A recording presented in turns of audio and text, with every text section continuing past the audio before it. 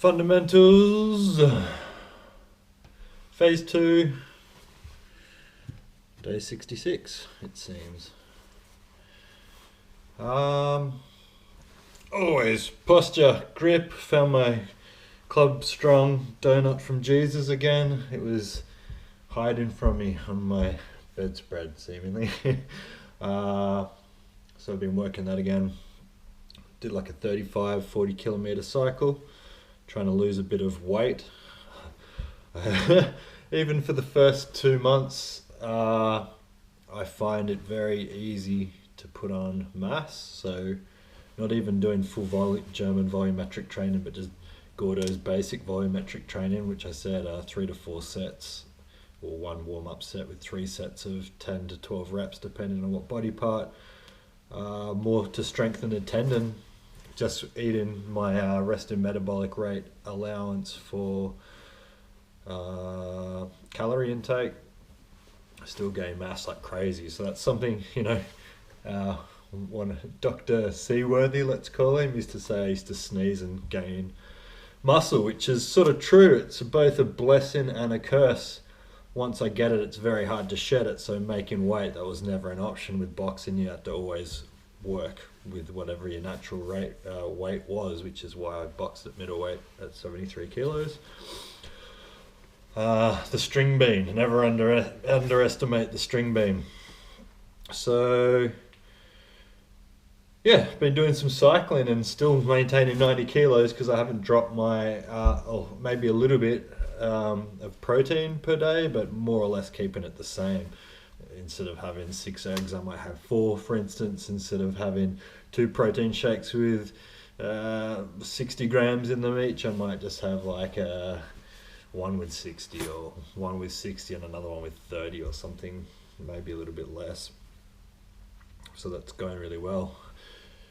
I think recomposition of your body is a little bit of a meme, but there is some essence to it. So now what I have already started to notice in a little under 2 weeks is that my upper body is shrinking a little bit, which is good, which means I get a little bit of flexibility back in my shoulders.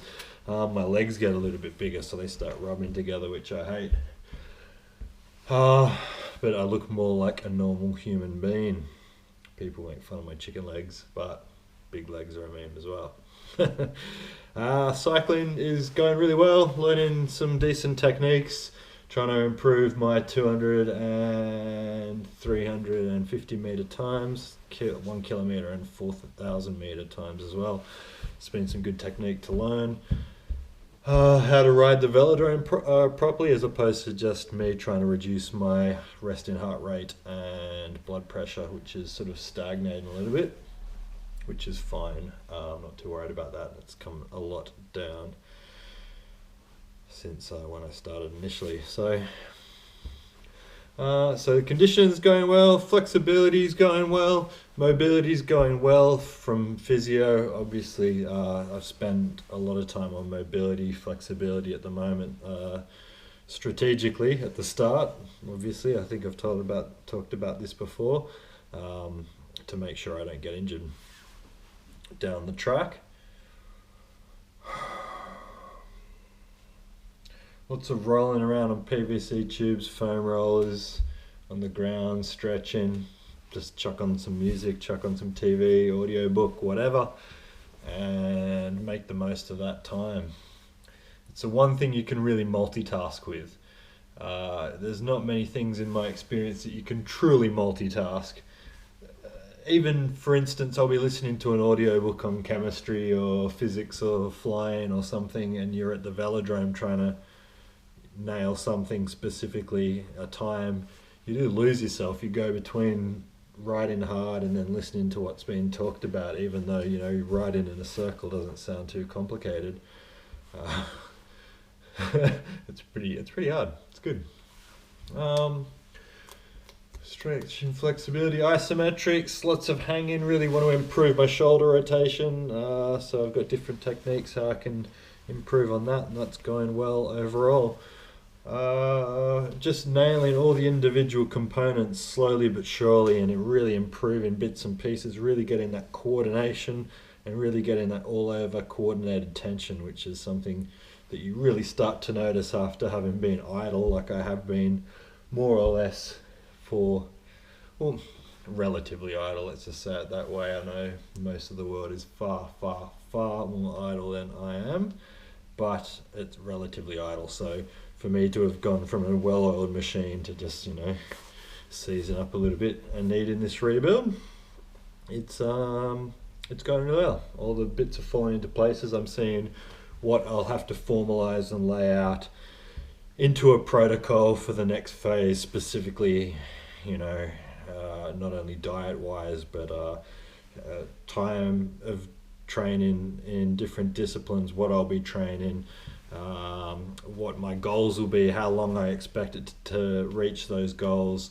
a focus that, I may want to focus more on riding, say, than swimming, which is highly likely because swimming for me is more just breathing and anaerobic / lactate training. I actually enjoy riding. I like bikes, motorbikes. It's all good. Pushies, downhills. I'm a terrible BMXer, but used to love rolling down the park at Maroubra on a nightly basis. Good times.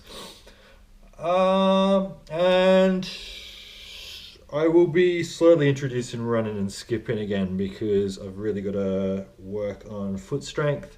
So I don't want to incorporate bad technique with that, else it will just undo a lot of money and time that I'm spending correcting it currently,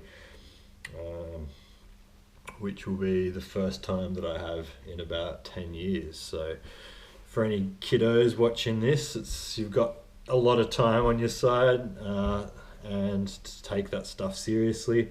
Else if you iron in bad technique, you'll keep it for life. And it just makes everything harder, and you'll be one of those people that cops out about not being able to do anything in their old age, and that is absolutely disgraceful. I'll keep it at that. Bang on some more tomorrow. Good times.